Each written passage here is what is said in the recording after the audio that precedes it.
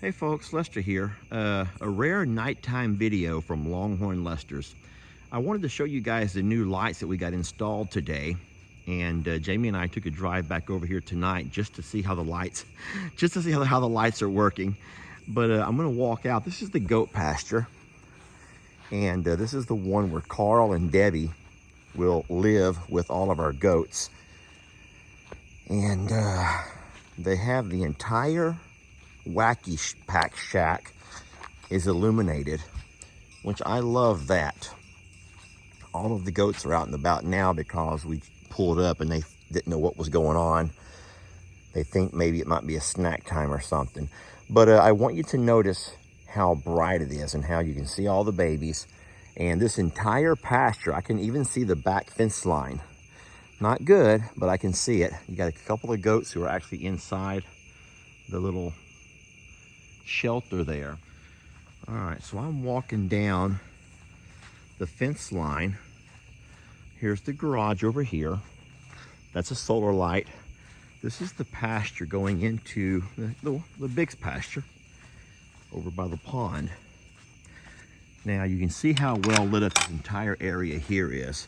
I have not taken time, my friends, I have not taken time to pile the limbs up yet. I'll get my tractor out and do that at some point. But I want to show you here, look, now we're walking down towards the pond. Isn't this amazing? Look at all the great lighting. This entire hill over on this side of the pond is illuminated. Now, of course, when I say pond, you're looking for water. Guys, there's no water yet, okay? No water yet, but there will be water here eventually, and I can't wait for that. Looky here. This here is a milkweed. I made a video a while back where I talked about this time of year, whenever you have drought conditions, you're not getting a lot of grass, a lot of hay men will go find pastures like that over there.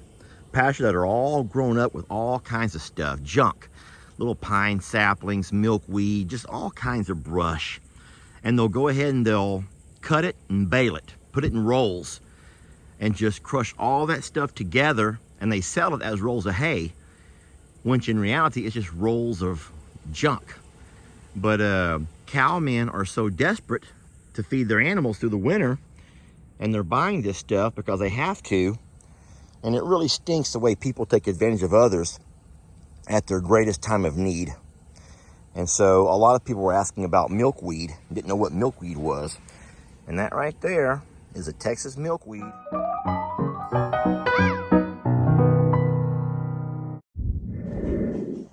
Think she's getting around good now, acting like a dog? You just wait until these feet are done. Brienne has come over to do all of the trimming on the goat hooves. She's starting off with our sweet Tilly. Oh boy, they look so much better already.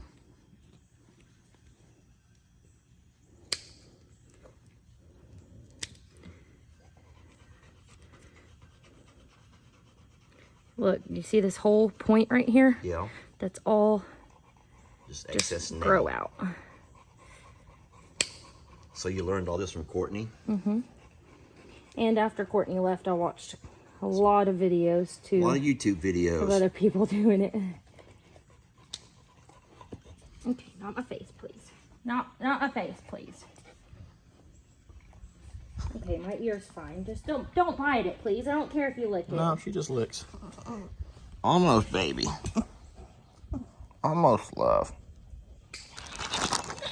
All right, we're taking the goats for a walk down to the river. You want to go for a walk? Ringo, be sweet. Everybody follow Daddy. Come on. We're going to all go down to the river. No one go to Mama's garden. No one goes to the garden today, okay? We're all oh, they're going to the garden.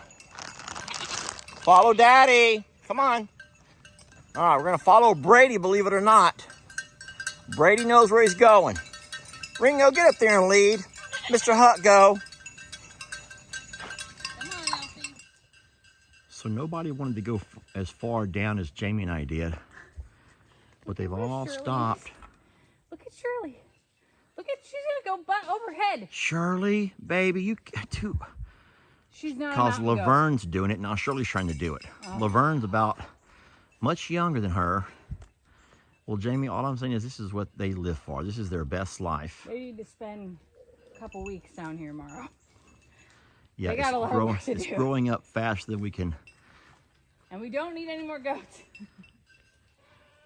Oh no, someone's screaming. I know, I heard it. No, we don't. Someone's screaming. Oh my God, Pickles is on the very ledge. Lester, come I on see. here. I see Pickles. Oh. There's goats all up through there, y'all. Oh. You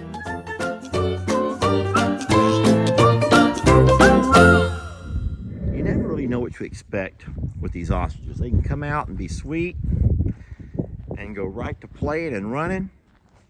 Some days they can come out and come right up to you and start trying to peck at you for food. Some days they come out and chase the cats and the dogs and the goats. Sometimes they come out and just start grazing. Hi, Wanda. Hello, sweet Wanda. A lot of people talked about how they associate themselves with Wanda.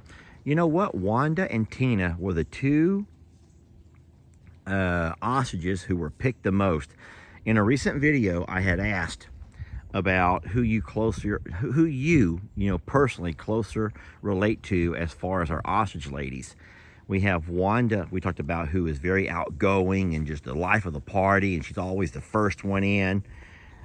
We talked about Debbie, who's just kind of just very content being a housewife and just a loyal companion to Carl, and doesn't ever start any drama and anything. Then we have Tina, who's very slow and cautious, and she's kind of a little bit introverted.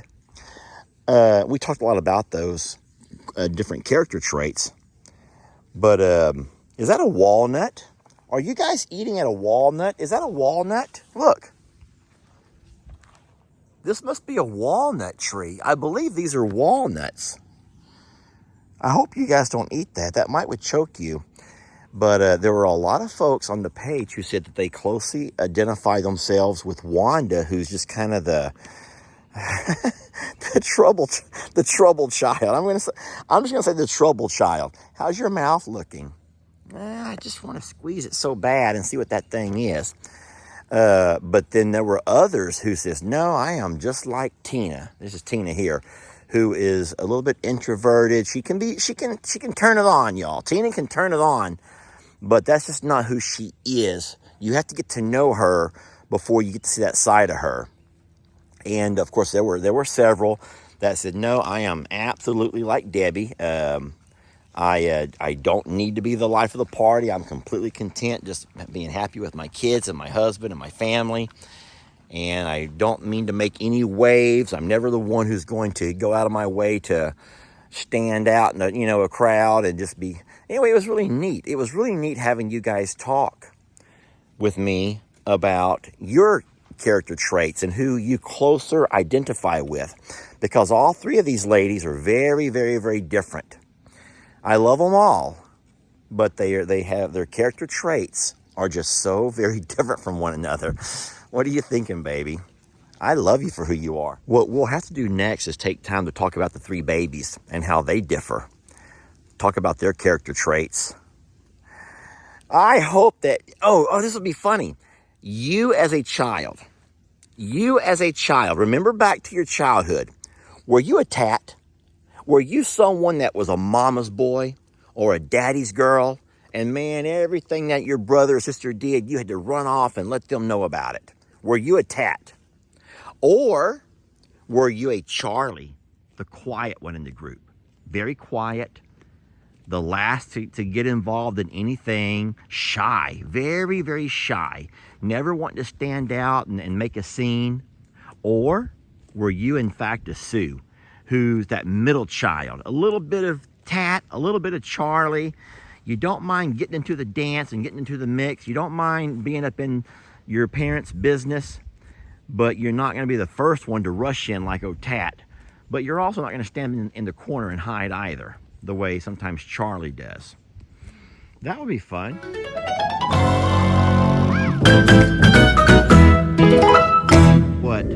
What's he doing? What is he down there eating? Guys, he's made his way down the bottom of that pond, eating some of that green grass that's growing there. Isn't that neat? Now let me ask you, is that a good thing or a bad thing? Is he that hungry where he has to resort to doing stuff like that? Or is that grass just nice and lush, full of moisture, and he's choosing to do that? Because even though we're getting more grass now, you can see everything's nice and green. It's still not real high. We don't have a lot of high grass yet.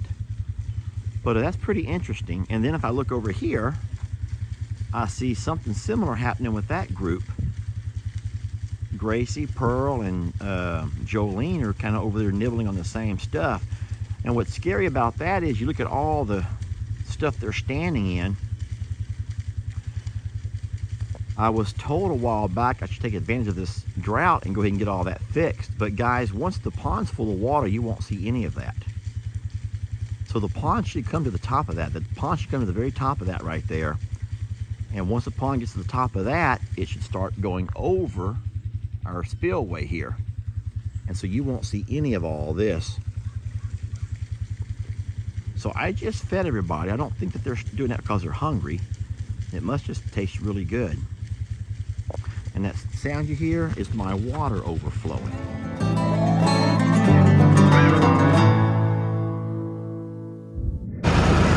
I've been putting this off for way too long. Today I got to spread this rock out. We're going to create us a French drain. We're going to take that first load right about there and start working our way back up.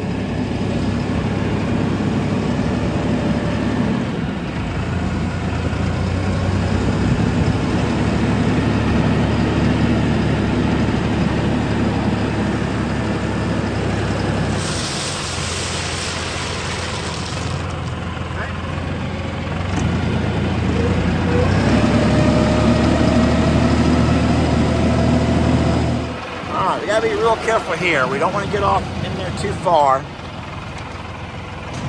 We're gonna tilt our bucket and just kind of drag it back, smoothing everything out.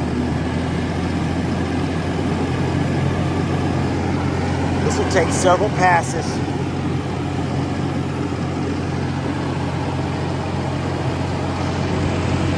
All right, so we have addressed the issue of water that's going to run off this hill. You cannot stop the water running off this hill.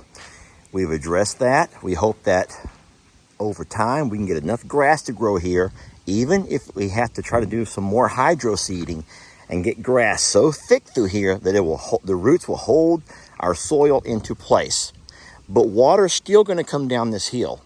So what we had to do today was create ourselves a French drain. A French drain is something that was invented by, I don't know, some Europeans, maybe the French, and where they use rock, large rock, which will still allow water to flow freely, yet it can't carry away your soils and stuff with it. And so this over here is the lowest point from this hill. All of these channels come to this spot right here. Mr. Dub knew that, and he threw an old bag of concrete there trying to slow it down, which is fine, but we don't want to have bags of concrete thrown all around our property the way Mr. Dub did. So what we're going to do is remove the bag of concrete, because once the water gets here, that's fine. It's going to hit this rock. Now the water can still flow through rock. Rock is not going to stop the flow of water. Water can still flow through the rock freely. But what it cannot do is build up enough speed, enough power to begin to take all of our soil along with it. I wish we had done this a long time ago. We'd probably have a whole lot more, we would have a lot less not wash out, we'd have a lot less washed in to our pond if we had done this a long time ago. But nonetheless, it's done now. Friends, this took a load of rock, which it's larger rock. It's not as large as riprap, but it's pretty large rock, and it's going to create for us what they call the French drain.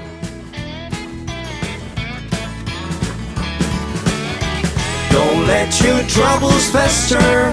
Come watch Longhorn Lester. Yeah, something like that.